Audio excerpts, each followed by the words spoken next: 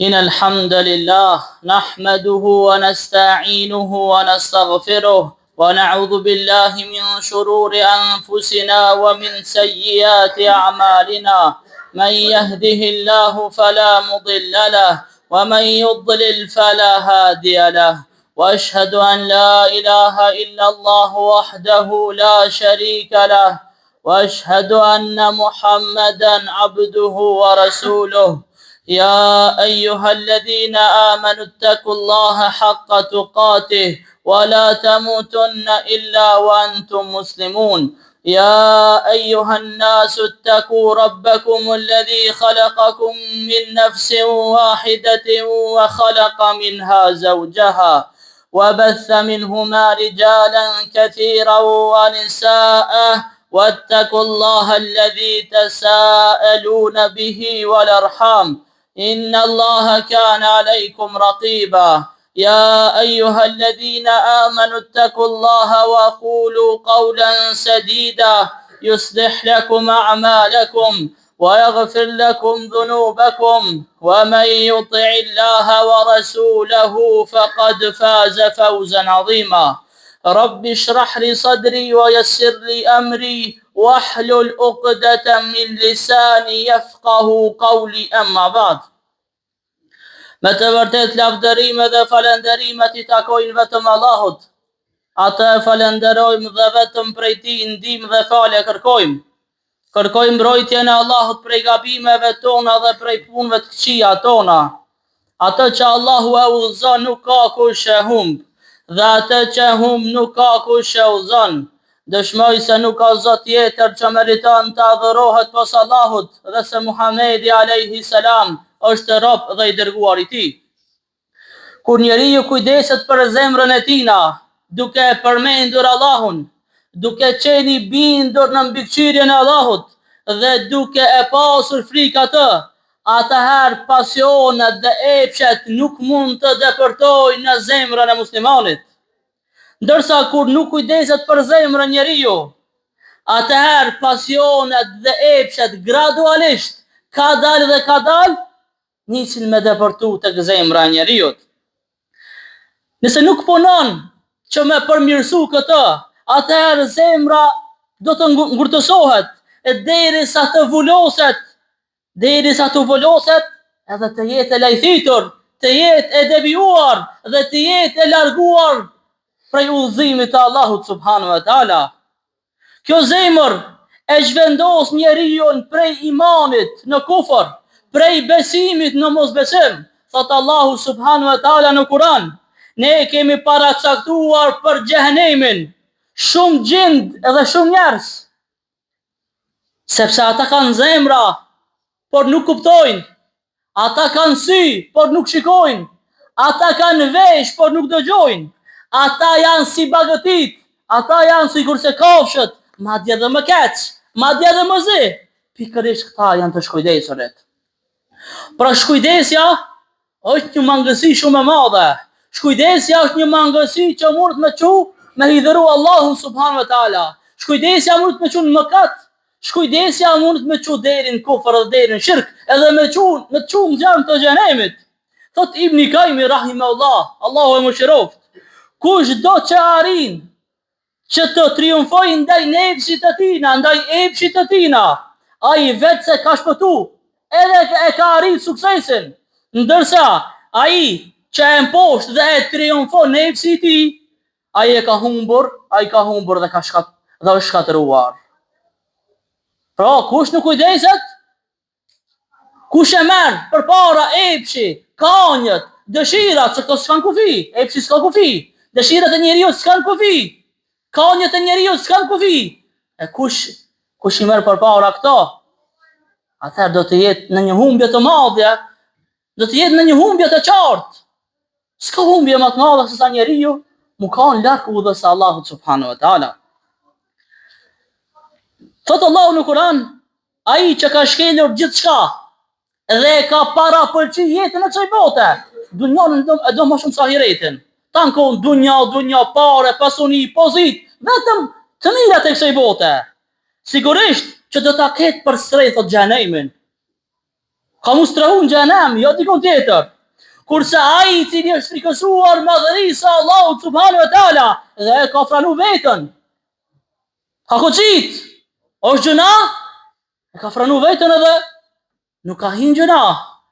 Është vepër e keqe që ka ndaluar Allahu. Ka franu atë, nuk e ka bë. E për këta thot Allahu, përstaj do ta kenë xhenetin. Pra xhenetlit janë ata që bojnë vepra të mira në dunja. Xhenetlit në botën tjetër, që do hyjnë në xhenet, do të jenë ata që janë shumë të kujdesshëm jetën e kësaj bote, çka bajnë edhe çka veprojnë. Janë të kujdesshëm edhe për mëkatet më të vogla, se shumë njerëz I nënvlerësojnë mëkatet. E nënvlerësojnë rrezikun e mëkateve, mëkatet janë rrezik shumë I madh për njeriu. Hajtë se s'ka lidhje, hajtë se është gjëna I vogël, hajtë se s'këshirët për pak, të Allah këshirët edhe më konë edhe sa grimë ca atomit. Edhe më konë shumë e vogël, ka me dalë ditën e gjykimit edhe kimi lexu veprat e tua se çka I ke vepru në dunja. Prandaj të jemi të kujdesshëm, të jemi vigjilent, edhe ta kemi frikë Allahun subhanahu wa taala, nëse dojna me në xhenet. E nëse nuk dojna me në xhenet, atëherë na veprojna çka dojna, mirë po fundi jon do të jetë zjarmi I xhenemit. Ai që e merr në llogari vetveten e tina, me lejen Allah do ta ri që ta dëlir zemrën e tina, shpirtin e tina, trupin e tina, ta pastron prej mëkateve. Allahu na ka urdhëruar në Kur'an që na me marr në llogari vetveten tonë. Thot Allahu në Kur'an, o besimtar, do të frikojuni Allahut dhe secili prej juve le ta shikoj se çka ka përgatitur për nesër. Çka ka përgatitur për të nesër men? Çka ka përgatitur për ditën e gjykimit? Thot Ibn Kajmi, secili prej jush le ta shikoj se çka ka përgatitur prej veprave në ditën e gjykimit. A ka përgatitur vepra të mira të cilat do ta shpëtojnë, apo ka përgatitur vepra të këqija të cilat do ta shkatrojnë. Pra na, për çdo ditë, si çomin sabah, Allah bismillah që shtojnë ana. Do të me bo planin e ditës. Çka kena me bo sot? Çka plani për neve sot? A kena me fal sabahin kur çomi ajo?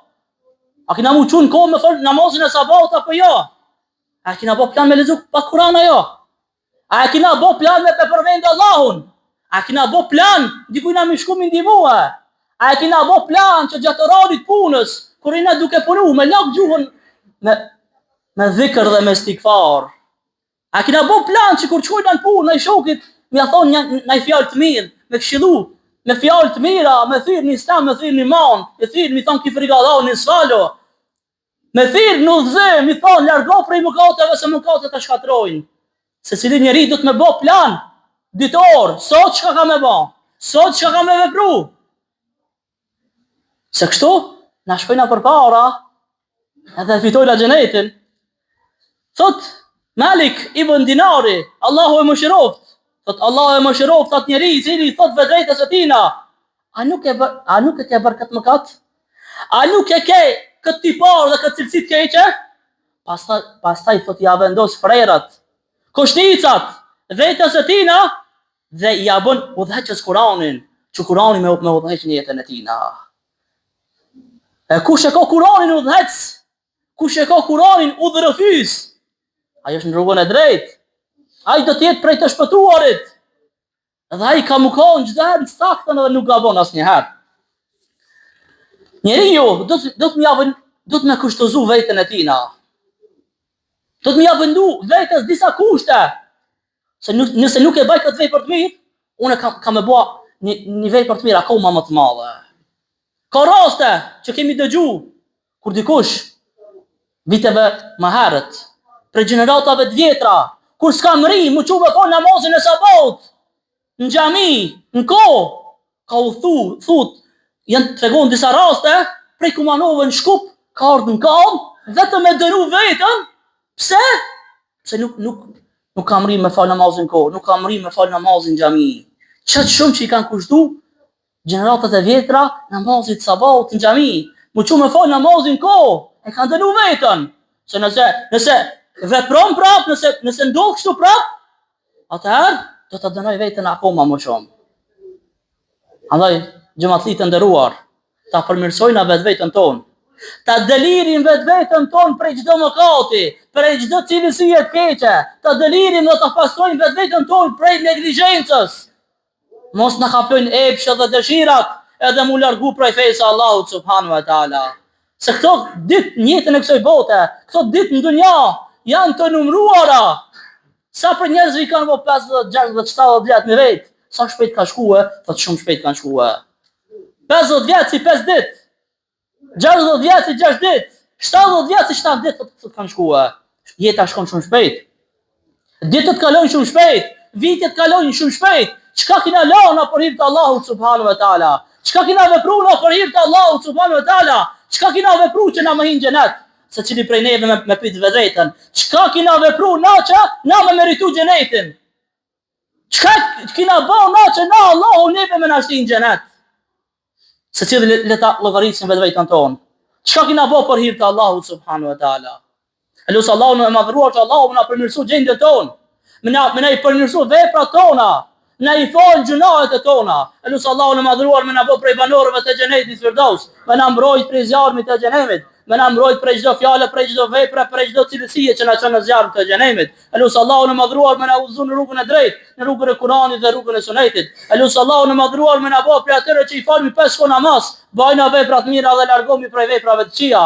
Elos Allahu na madhruar më na ndriçon natën e varrit, më na lën surrën e siratit dhe elos Allahu më na tubun xhenet. Çashtu që na ka tubun këtë vend. Walhamdulillahi rabbil alamin.